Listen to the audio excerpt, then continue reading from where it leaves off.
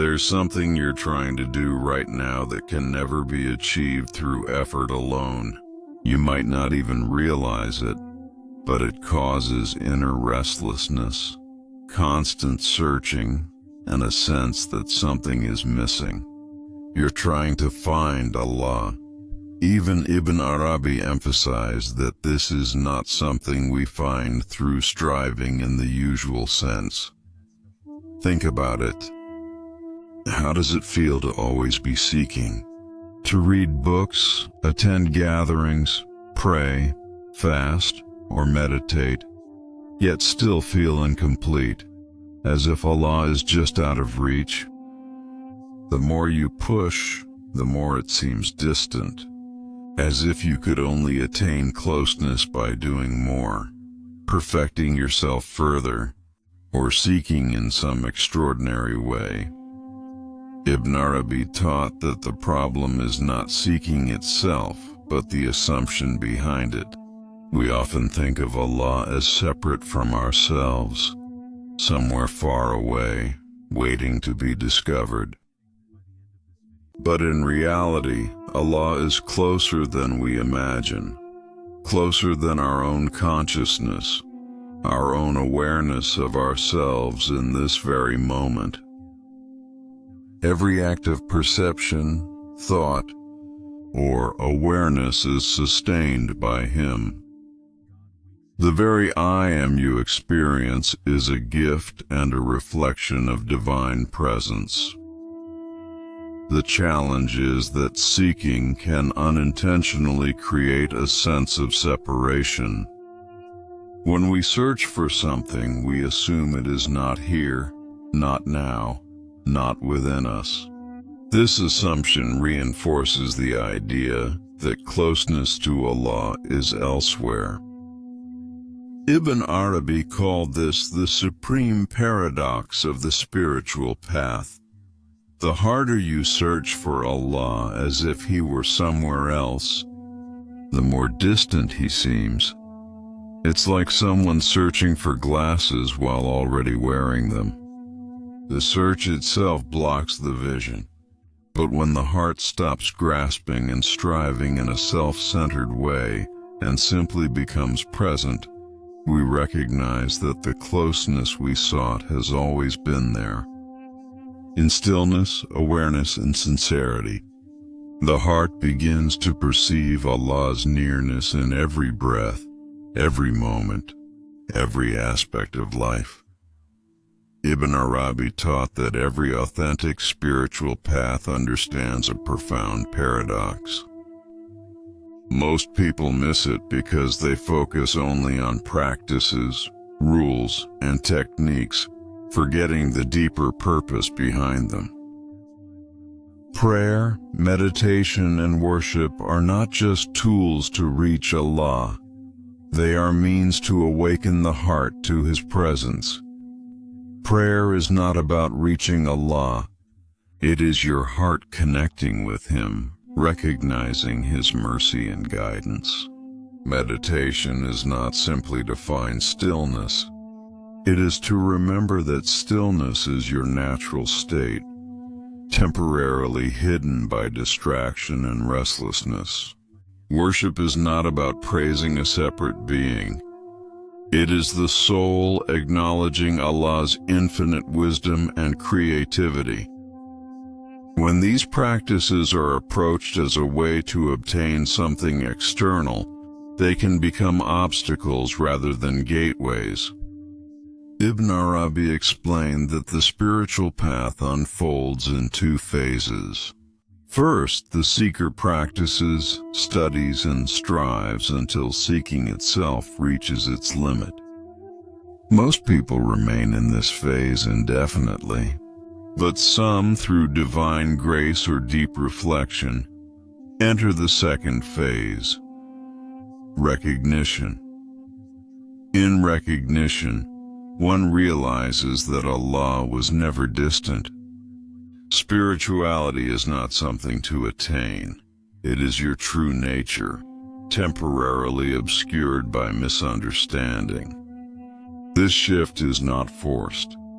It happens naturally when seeking has fulfilled its purpose. Ibn Arabi described it as a moment of unveiling, where the illusion of separation falls away. This recognition does not elevate you above others.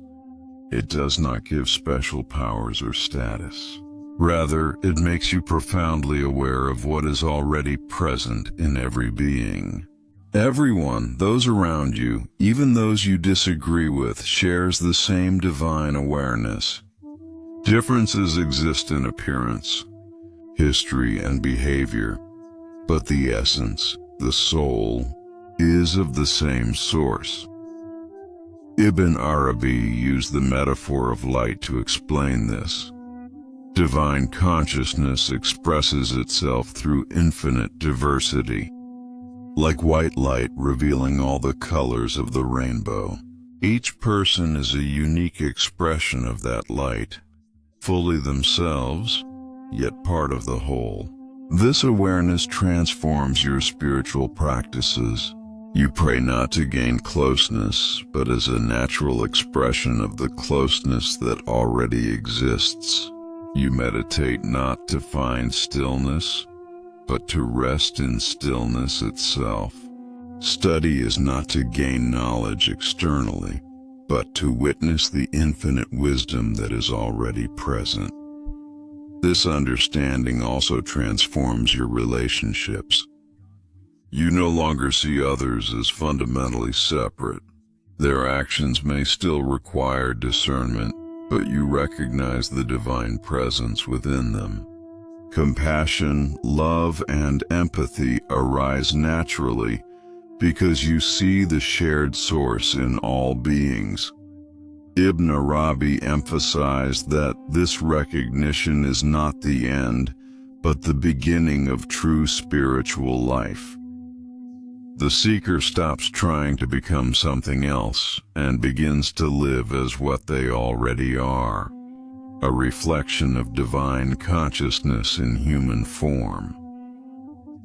This is what he called al-insan al-kamil, the perfect human, not in the sense of being free from mistakes, but in being a clear, sincere, and authentic expression of Allah's guidance. The sacred teaching of Ibn Arabi is that the search for Allah is inseparable from the presence of Allah. The one who seeks and that which is sought are never truly separate. Spiritual realization is not about finding something distant. It is the awakening to the truth that Allah's guidance and presence have always been within you. The love you feel for Allah is His mercy flowing into your heart. The longing you carry to be close to Him is the soul's natural yearning to return to its Creator. The peace you find in prayer or meditation is a glimpse of your fitra, temporarily unveiled as distractions settle. This does not mean you should stop praying, meditating, studying, or serving. It means you can approach these actions from recognition rather than constant striving. You pray as a servant turning sincerely to Allah. You meditate as the heart remembering its Creator. You study to understand the truths Allah has revealed. You serve as love, expressing the generosity He has placed within you. The spiritual path does not end when you realize you cannot find Allah in the way the ego seeks. It begins when you realize He was never lost. Everything you were seeking through effort has always been guided by Him. Everything you hope to attain through purification has always been within His decree. This is called Maqam la Maqam, the station of no station, recognizing that there is nowhere to go and nothing to become beyond being a devoted servant of Allah. This understanding does not remove life's challenges. You will still face hardships, make mistakes, and experience loss. But you face them with patience, trust, and awareness that Allah's presence surrounds you in every circumstance. Your search ends not because you have achieved something, but because you recognize that Allah's guidance and mercy have always been present. The spiritual journey completes itself not in reaching a distant goal, but in realizing that you are always connected to your Creator. Stop looking outward. Start seeing within. Stop seeking as if Allah is elsewhere. Begin to live as a devoted servant, guided and sustained by His light. Welcome to the recognition that Allah has always been near, and His mercy always with you.